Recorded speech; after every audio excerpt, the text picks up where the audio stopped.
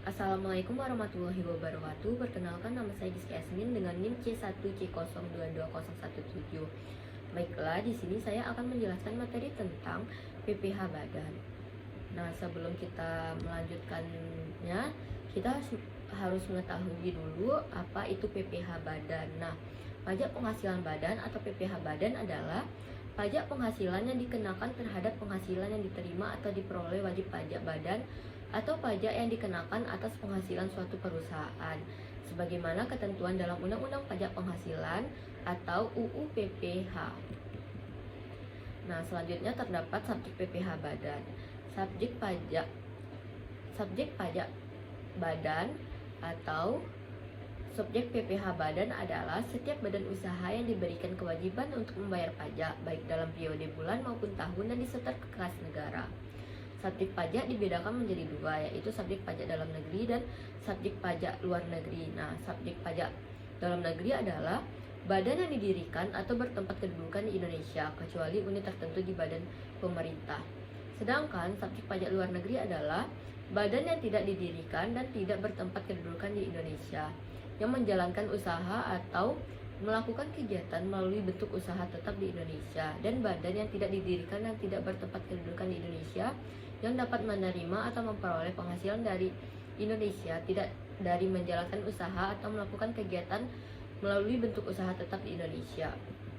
Selanjutnya terdapat objek PPh Badan. Nah, objek PPh Badan itu sendiri adalah penghasilan yang diterima atau diperoleh badan bagi subjek badan dalam negeri. Yang menjadi objek PPh adalah semua penghasilan baik dalam maupun dari luar negeri. Penghasilan lain sebagai objek pajak penghasilan badan sebagai tercantum dalam pasal 4 ayat 1 Undang-Undang PPh ini meliputi yang pertama, hadiah dari kegiatan dan penghargaan; kedua, laba usaha; ketiga, keuntungan karena penjualan atau karena penghasilan harta atau selain tanah dan bangunan; yang keempat, penerimaan kembali pembayaran pajak yang telah dibebankan sebagai biaya; yang kelima, bunga termasuk pensiun, diskonto, dan imbalan karena jaminan pengembalian utang; yang keenam, dividen; yang ketujuh, royalti atau imbalan atau penggunaan hak; yang kedelapan, sewa dan penghasilan lain sehubungan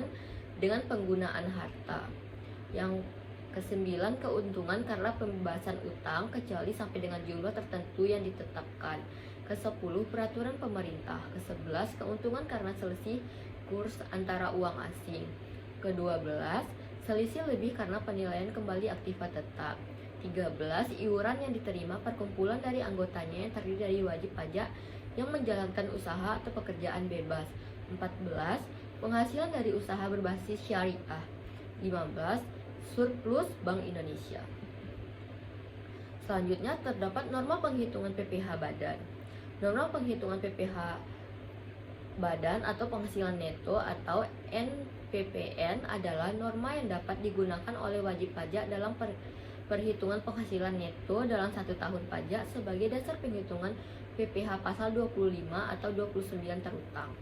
Norma penghitungan ini bertujuan untuk menyederhanakan penghitungan untuk mencari penghasilan neto. Setelah mendapatkan besaran penghasilan neto, wajib pajak dapat menghitung besaran PPh terutang untuk kebutuhan pembayaran dan pelaporan pajaknya.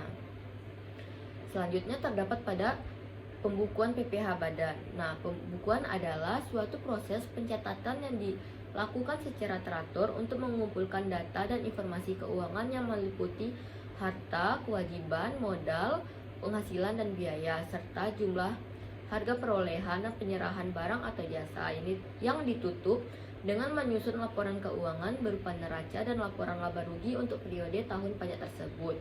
Wajib pajak atau WP Badan wajib menyelenggarakan pembukuan. Selanjutnya terdapat tarif PPh Badan. Untuk besaran tarif yang dikenakan PPh Badan telah diatur dalam Undang-Undang Pajak Penghasilan atau UU PPh pasal 17. Tarif dalam pasal 17 ayat 2A secara umum wajib pajak badan dalam negeri dan BUT dikenakan sebesar 25%. Namun, melalui Undang-Undang Nomor 2 Tahun 2020 tentang penetapan peraturan pemerintahan pengganti undang-undang atau PPPU nomor 1/2020, tarif PPh Badan terbaru diturunkan. Tarif PPh Badan terbaru sesuai pasal 2 PP nomor 3/2030/2020 yang ditetapkan menjadi Undang-Undang nomor 2 tahun 2020 tersebut adalah tarif PPh Badan terbaru WP Badan Dalam Negeri dan berbentuk badan usaha tetap atau BUT, yaitu sebesar 22% berlaku pada 2020 dan 2021 dan 20% berlaku pada 2022. Sedangkan khusus untuk WP Badan berbentuk perseroan terbuka atau TBK akan mendapatkan tarif PPh Badan terbaru 3% lebih rendah dari penurunan PPh Badan secara umum tersebut.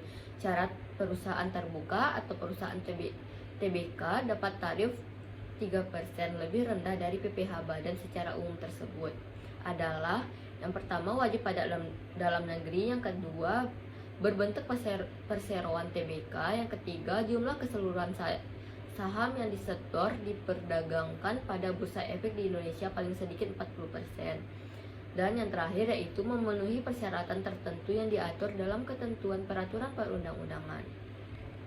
Baiklah, sekian presentasi saya. Apabila terdapat kesalahan, saya mohon maaf. Saya tutup dengan wassalamualaikum warahmatullahi wabarakatuh.